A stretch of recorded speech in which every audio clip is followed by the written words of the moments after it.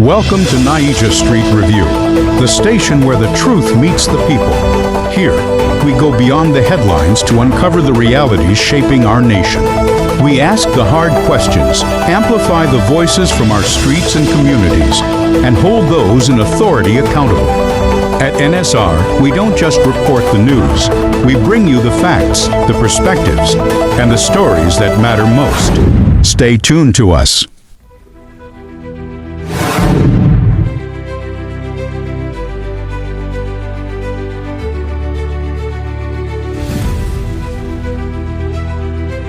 Actually, I think that question is supposed to be directed to our government, not the citizens, because there are lots of things that are actually not going well the way it should, the way it should be happening as in a country. Yeah, we are actually suffering from insecurity, and the price of things have actually gone up more in the inflation and all that. So it's not really. I cannot advise somebody that actually wants to leave Nigeria now to stay back, because I feel the life out there is more better than staying here. Everybody are on a management goal right now, and come to think of it, the poor we're actually suffering.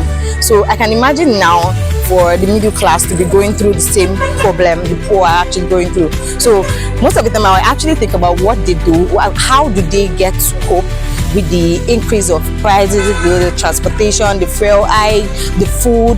There's insecurity. Most people can't go to the farm to take some products for the living and all that. So it's actually not cool. But I believe going out is better. Yeah, living the country is the best, I guess. In a way, yeah, it's not, should I say fair? It's a two-way thing, yeah? It's a two-way thing for the South Africans deporting back our citizens and other African countries. For them, I just feel with the way they are going with it is actually inhuman. That's actually the part I don't really think going on that route is actually cool, because they're actually going through a lot. They're suffering. You're targeting and eating them up and all that, destroying their shops, and at the end of the day they come back home with nothing.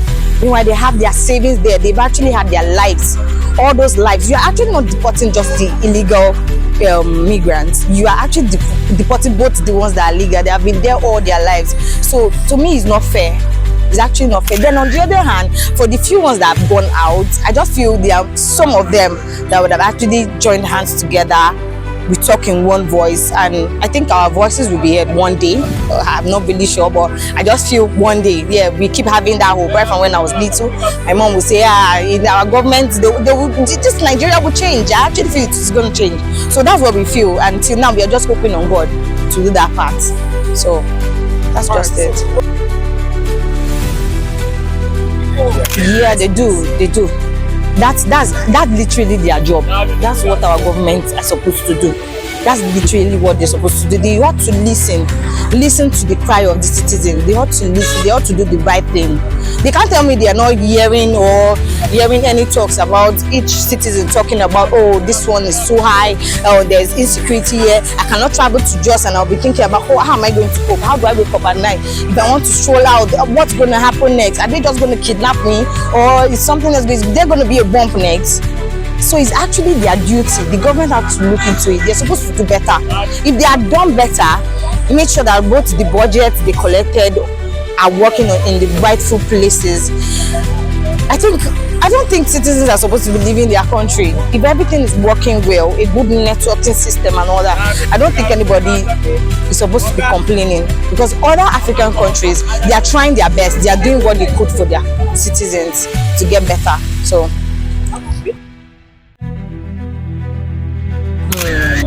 I can't say for that. I can't say for sure. There have been several promises that are not fulfilled. So I don't really know. I just pray most of them came back with something they can start off with. Maybe join us in selling akara, frying akara and selling corn, doing kulikuli.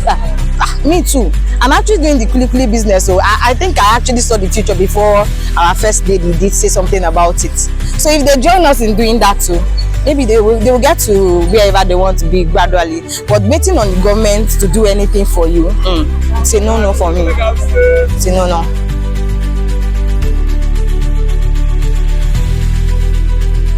Government know what to do. I cannot advise them. Seriously, they know what to do. Seriously, they actually know what to do. They've been listening. They're not deaf. They've been listening.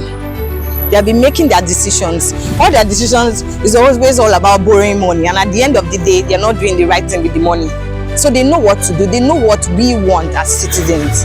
They know how to improve, make us improve in some certain ways that we ought to look better or look good than the other countries. They know what to do. I don't know how to put the advice, but I believe they listen. Yeah, I believe they do listen. But the one that is actually piercing through people's hearts right now is the insecurity. It's just too much. The kidnapping. Imagine there are some children that have been out there for a month plus now in the bush. We don't even know their whereabouts. Children of less how many years old, how many months, and the government are not saying. They're not even no good information. So they know what to do. I'm just see the country is crying blood. That's all I can say. And I think maybe one day, maybe just maybe, I don't know if it's my generation though, but I think before now we've been talking about we've been singing in school then that our generation one of us will be president, whatever. I've not seen none of my mates. They have seen my forefathers, my great grandparents are still there. So it's, I don't know. I just feel they listen. I just hope one day they will hear our cry and do the right thing. All right, thank you so much. Yeah, you're welcome. Nice speaking with you so far. You too. Have a nice day. Bye. Thank you. My name is Praise Onazi Ogaba. The major reason is lack of job. That's the major reason. Lack of jobs, and some other reasons can be because of lack of satisfaction of what we have here. You can even see it within our country itself. Most of us left our states because the whole problem starts from the states. Because if we are satisfied, this is FCT now. You can see majority of people staying in FCT, they are not the indigenous of FCT. They left their state. Why? Because what they are looking for is not in their states. So they have to look for it elsewhere. And why some people came to Abuja, what they are looking for is not in Abuja. So they have to go to where what they are looking for is. That's why you find Nigeria in almost every part of the world, because they are looking for what they want, and it's not in their country because the government refused to provide it for them in their country. So one of the major reasons why Nigerians are everywhere in the world is lack of job. Lack of job is one of the major reasons, sir. Even a madman is aware that it's not a fair decision, and I fully know that even the so-called South Africans, they are not aware of what they are doing, because in this world everybody needs everybody. Only they cannot build their country alone. So by the time they realize what they are doing, I pray it's not too late for them, because there are some jobs that they will not do. It is foreigners that will do it. So they're not chasing out foreigners. They will feel it later, and they will later regret it. They don't really know what they are doing. Thank you. Our leader have every resources, everything that it takes for we citizens to be living well in our country. I don't want to use any word, but we as in Nigeria, we have what it takes to live well as a citizen. But the selfishness of our leaders is what is making us living like a slave in another man's country. They are highly selfish. We are in Abuja now.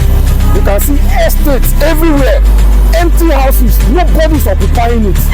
And the common man is still frustrated, sleeping on that bridge. Why there are empty houses, empty estates everywhere. Every day I'm in site quarter, I'm just coming back from site now. I know how they are locating land every day and they are building houses that nobody is occupying. We have what it takes to live well as a citizen, but our leaders refuse to do it. We know our leaders. They are not strangers to us. This is not the first time they are making promise without fulfilling it. So it is only God Almighty that will help them to fulfill it, that will hold them for us to fulfill it. So there is no any assurance, no guarantee. So everything they are doing now could be for their campaign, just for them to get in. And once they get in, you know, it's for themselves. They will forget the masses. So there is no any form of assurance in that. One, we have many mineral resources that we have not harnessed. They all channel their effort to crude oil because that one bring yield fast income. So if we can fully engage in what we have as in mineral resources, we will not lack employment, we will not lack jobs, we will not lack good life in our country. So if they can fully harness the mineral resources we have, like there's one that they just discovered in the north now. That was the name self. Lithium. So with those things, and it's those Chinese that is packing them to their country. Why can't we look for a way to be refining those things or to be making use of it as Nigeria? So if we maximize the use of our natural resources in Nigeria, at least we will live well. Not just selling it to other countries. Okay, let's say they can sell some to generate funds for other things, and we can also refine it. That thing that they are using it to do in where they are exporting it to, we can as well do it in this country, and so doing that, there will be employment because those companies they are opening to refine those mineral resources. There will be a job opportunity and more incomes instead of just depending on fuel. Like in my place now where I came from, I'm from Benue, the other part of the local government. We have these tools that they use making cement. To some point, they even bring some equipment to start producing cement. But the long run, everything, maybe political reason, it couldn't stand.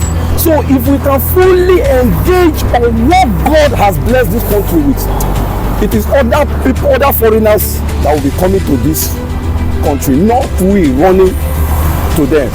And they are not chasing us.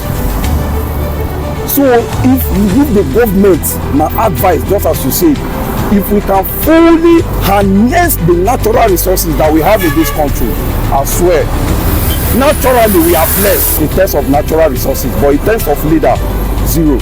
Okay, so I'm Intro Ogenegari. Yes, because there is the insecurity in Nigeria, I think is alarming. Is becoming worse by the day. And then job opportunities is difficult to get job, like secure a better job that can actually feed you, to take care of you and those basic things you need. So that's why I think people are leaving the country. No matter the issue, I don't think it's fair because we are one Africa. We are Africa countries. So we're supposed to live as one. We're supposed to be united. So telling Nigeria to leave that country is not fair to me. I feel it's not fair. Yes, like I said, if they can make Nigeria, I think it's a big thing. Like, be concerned about our security. I mean, show sympathy and then provide job opportunities for everyone. Every Nigeria is going to stay back if they're making the effort to make us feel protected in our own country and safe. So, you know, we just have to wait and see. I don't know. We just have to wait and see if they can fulfill it. The promise, they made the promise. So. So maybe we just have to look at it. Firstly, make Nigeria safe for us. Show sympathy. Try to make us feel protected in our own country. Like, we should be heard, we should be listening to. You get, when we say our concern, at least they should look for solution and then hear our voices and then still provide the job opportunity, because most people are leaving the country because of job, because they can't actually take care of themselves here. They're looking for greener pasture outside. That's why most people actually Jakpa out of Nigeria. So I feel it's the job and the insecurity. If those two can be given to us, then I feel the Jakparing and the traveling out of the country, I think it will reduce.